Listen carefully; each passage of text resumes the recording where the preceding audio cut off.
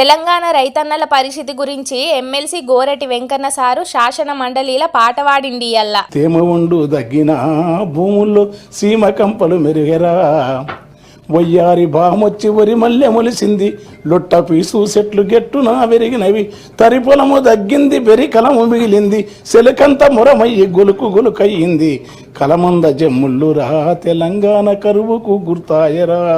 తెలంగాణ రాకమున్పు ఏడ యూసిన కరువే, నీళ్లు లేక పంటలు ఎండిపోయేటి. కానీ తెలంగాణ వచ్చినాక రాష్ట్రంలో గసొంటి పరిస్థితులు ఏం లేవు. ఇప్పుడు గలగల నీళ్లతోని పంటలు వండుకుంటా పచ్చ ఉన్నదని పాట రూపకంగా తెలంగాణ పరిస్థితులని చెప్పుకొచ్చిండు గిట్లా. గలగల గల కాలువలల్ల మిలమిల సెందమామ చేతి కందినట్టు మనసెంతకొచ్చినట్టు, ఎంతలింత మార్పు ఏది కేసీఆర్ చూపే ఈ తూర్పు. గిదంతా ఉద్యమకారులైన ప్రొఫెసర్ జయశంకర్, కోదండరాం, కేసీఆర్ చేసిన కృషేనని శాసన మండలిలో చెప్పుకొచ్చిండు గోరటి వెంకన్న సారు. గాల్లే కాకుండా తెలంగాణ కోసం ఉద్యమాలు చేసి పానాలను కూడా పనంగా పెట్టినోళ్ళను కూడా యాద్ చేస్తే మంచిగుండు సారు అని అంటున్నారు కొందరు.